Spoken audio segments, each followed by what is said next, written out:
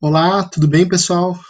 Espero que você esteja aí tranquilão. Hoje a gente vai trabalhar com esse slide aqui, que é do Instituto Federal de Ciência e Tecnologia, está ligado ao Ministério da Educação e é daqui do nosso estado, então a gente tem uma linguagem bem apropriada, tem ali alguns alunos que produziram esse material o senhor vai deixar para vocês, ele é do SlideShare, então ele está aberto para você também aí na sua casa poder pesquisar, ter ele, mexer, estudar, e eu acredito que ele vai te ajudar bastante na hora de você compreender o conteúdo, certo? Tem aqui a professora, orientadora, no caso, se você quiser pesquisar um pouquinho mais do trabalho dela, é importante. Se você quiser aprofundar, tem mais informações no próprio SlideShare, certo? Vamos usar esse material aqui. Então, nós estamos vendo, então, a região centro-oeste do Brasil. A região centro-oeste do Brasil ela é formada por 3 estados, né? Mato Grosso, Goiás e Mato Grosso do Sul. Mato Grosso do Sul, convém a gente destacar aqui que é o último estado, né, a ser formado dentro dessa região. Ele antes fazia parte do Mato Grosso, então era um estado só, e depois, quando houve a divisão, ele criou um novo estado, e aí depois, isso aqui, né, capital do nosso país, a nossa capital federal, o Distrito Federal, a cidade de Brasília. A região do Centro-Oeste é formada basicamente por uma densidade baixa. O que isso quer dizer? Tu tem dentro daquela região um local que tem pouquíssimas pessoas. Então, em torno de 7% da população do Brasil inteiro vive na região Centro-Oeste. Isso, em números totais, é menor do que na região Norte. A gente geralmente diz que a região Norte tem menos pessoas porque a gente leva em consideração a questão do tamanho da região, né? A região é muito maior. Mas a região que tem menos pessoas vivendo é a região Centro-Oeste. Tá?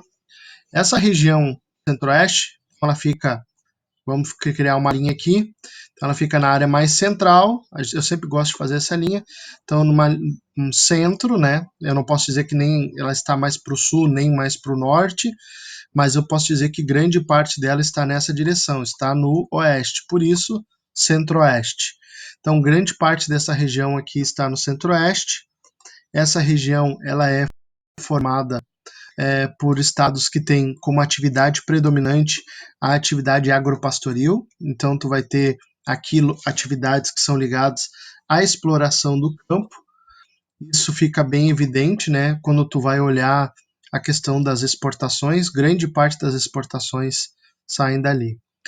Aqui nós temos algumas características, a ficha, né, dos estados. Então, aqui nós temos o estado de Goiás. O estado de Goiás tem 246 municípios, um analfabetismo em torno de 7,32%, né?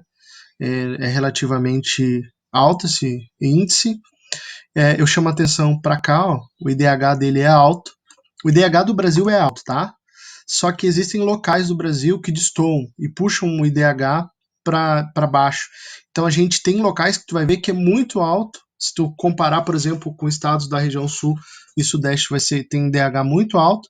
Só que em contrapartida existem outros estados que acabam puxando esse índice para baixo, né? Certo? Ele é o 7º estado em área total, ou seja, ele não é um estado tão grande. Ele tem outros que são maiores, que estão à frente dele, na região norte, por exemplo. É importante destacar ali também o estado de Mato Grosso, outro estado que faz parte, capital Cuiabá. Sabe que muitos confundem, né, Cuiabá ou Campo Grande. Como é que eu gravo, né, o nome das duas capitais, de quem é quem, né? Eu sempre digo, ó, o menor nome, né, Cuiabá, com o menor nome de estado. Então, Mato Grosso, Cuiabá. Mato Grosso do Sul, Campo Grande, certo? Isso te ajuda na hora de gravar. Então, aqui o IDH vai ser alto também, e em território é o terceiro. Agora nós vamos para Mato Grosso do Sul.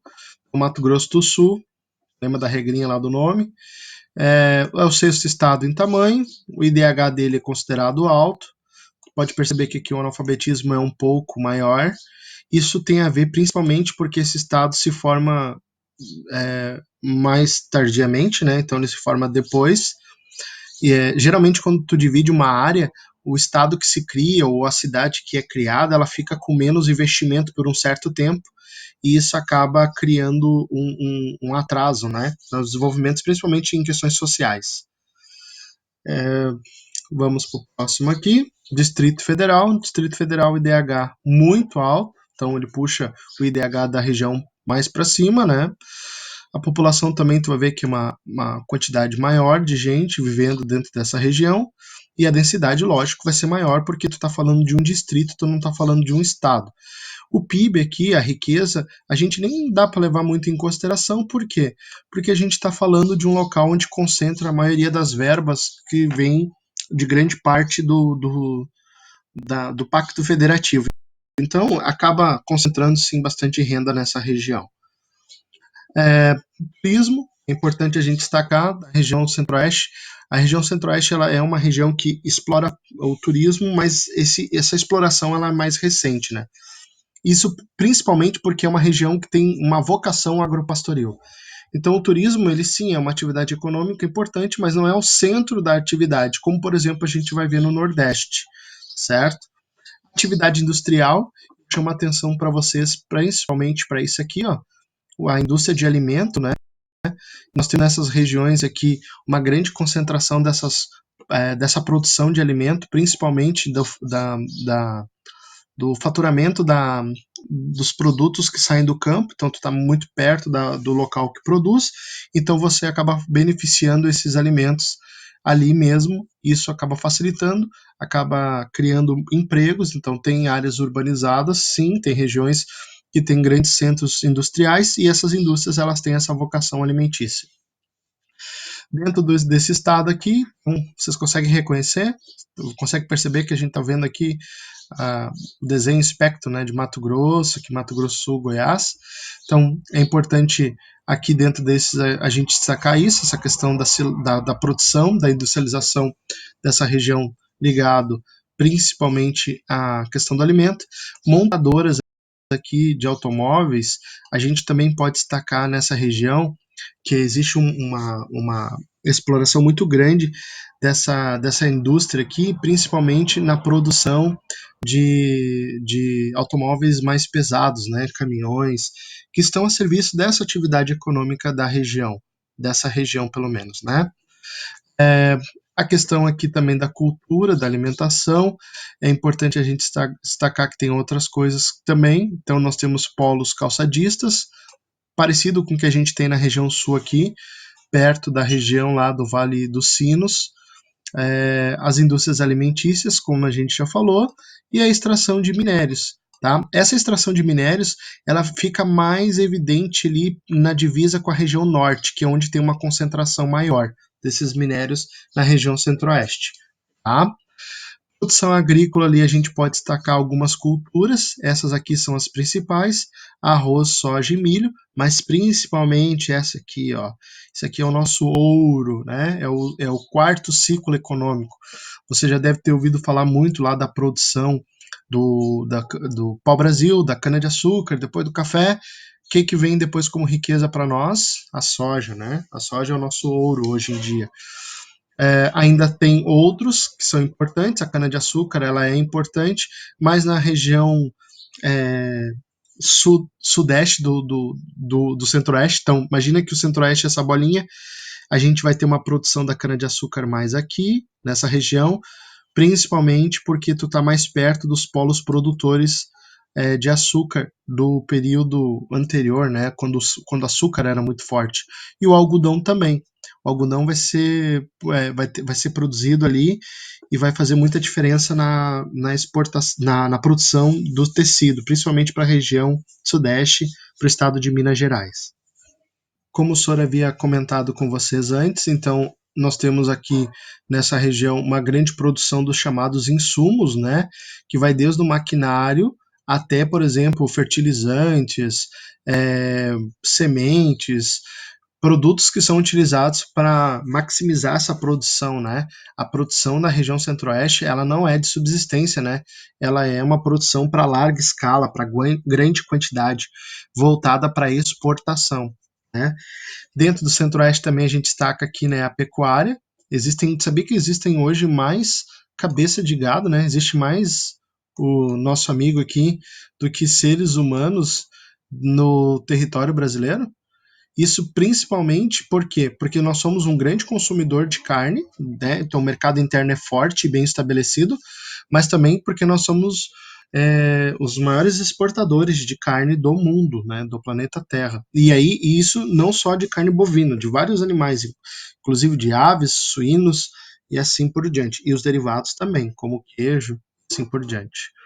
A questão do clima aqui é importante a gente destacar que o clima da região ela obedece à orientação do trópico, né? Só que ele tem uma característica que é bem marcante, né? É, pluviosidade mal distribuída, ou seja, nós não temos chuva o ano inteiro. Então, muito da exploração desse território se adapta a isso, se adapta a um período de chuva e um período de seca, que é bem característico do clima tropical. O clima tropical, ele tem, geralmente, né, no verão, ele tem mais chuva, então no verão tu vai ter chuva, tu vai ter mais chuva, enquanto que no inverno, esse inverno aqui, ele vai ser mais seco, tá? Dentro da região aqui a gente destaca a cidade de Brasília. Você já deve ter ouvido falar muito, né, de Brasília, principalmente por causa do clima mais seco, né? A umidade ali ela é baixa, né? Tem pouca umidade. Então ele cria um ar de secura. Quem já viveu em Brasília conta, né? O diretor mesmo já viveu em Brasília. Ele fala que lá para respirar era muito difícil, né? Porque tinha pouca umidade no ar, né? E tem uma variação térmica um pouco maior. Por quê? Porque tu tá num lugar um pouquinho mais alto, né? A gente não pode esquecer que a gente tá no Planalto Central, né? Já dizia a música lá do Legião Urbana, né? A questão da vegetação, nós temos o cerrado. O cerrado, ele obedece, né? Então o clima, ele vai ter formação de arbustos retorcidos. Isso aqui por quê?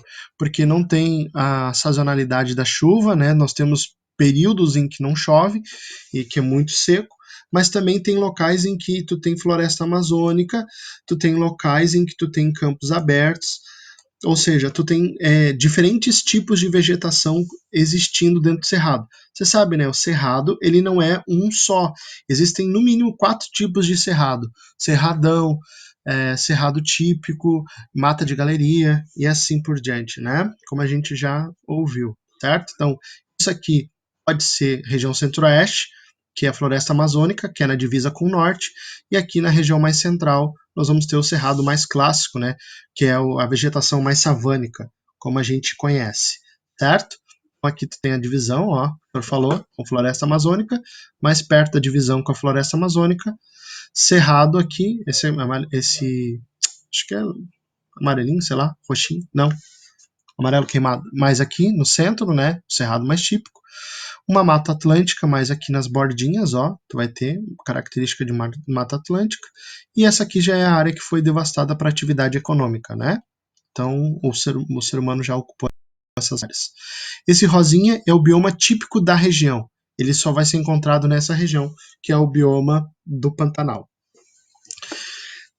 Nós vamos terminando aqui, então, dentro da rede urbana, a gente vai perceber que a grande parte da população vive nas áreas mais rurais, mas há um processo, né, de fluxo, e esses fluxos eles ocorrem principalmente dessas áreas de centro, mas não de centros urbanos, não do centro-oeste, mas de outros locais para essas áreas rurais. Então, existem várias ondas de migração que ocuparam a região centro-oeste ao longo do tempo, principalmente a partir da década de 70. Certo? Espero que você tenha gostado.